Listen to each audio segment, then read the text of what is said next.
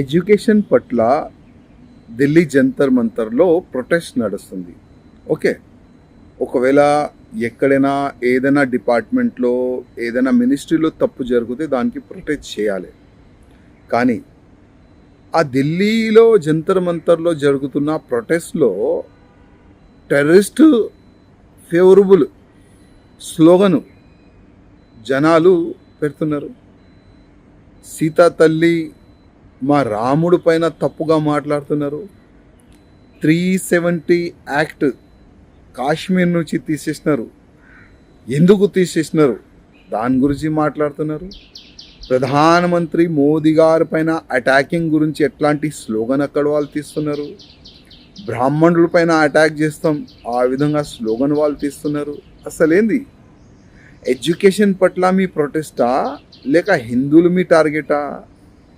యావత్ భారతదేశంలో ఒక్క దేవుడు ఉంటాడు మా అల్లా, అట్లాంటి పాటలు వాళ్ళు పాడుతున్నారు. అసలు ఏంది ఈ ఎడ్యుకేషన్ ప్రొటెస్ట్? ఎక్కడ వెళ్తుంది? ఎడ్యుకేషన్ ప్రొటెస్ట్ పేరు పైన పోలీస్ పైన అటాక్ చేస్తున్నారు, ఆర్మీ జవాన్ల పైన అటాక్ చేస్తున్నారు. ఇదేనా మీ ప్రొటెస్ట్? ఇదేనా మీ డిమాండ్? మన తెలంగాణలో మన ముఖ్యమంత్రి రేవంత్ రెడ్డి కూడా నిన్న ఒక ప్రొటెస్ట్ చేసిండు. గోడ్సే వాదులకి జవాబు, ప్రధానమంత్రి మోదీ గారికి జవాబు అని ఆయన కూడా ఒక తమాషా చేసిండు. గోడ్సే వాదులు ఎవరు? రేవంత్ రెడ్డి గారికి అడుగుతున్నారు. గోడ్సే వాదులు మేమంటే మళ్ళీ మీరు కూడా అక్కడి నుంచి వెళ్ళినారు. అది మీరు మర్చిపోయినారేమో అనుకున్నారు. మర్చిపోయినారా ఏంది? అసలు తెలంగాణ వ్యవస్థ గురించి ప్రొటెక్ట్ చేయాలి.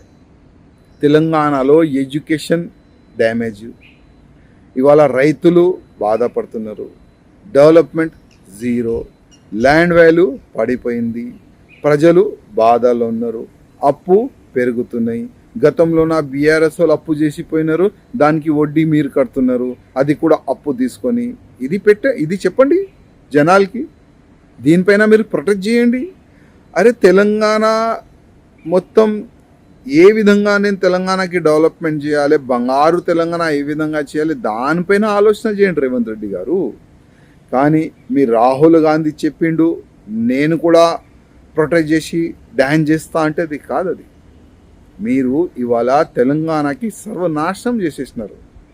గతంలో బీఆర్ఎస్ వాళ్ళు బంగారు తెలంగాణని అప్పుల తెలంగాణ చేసి వాళ్ళు వెళ్ళిపోయినారు.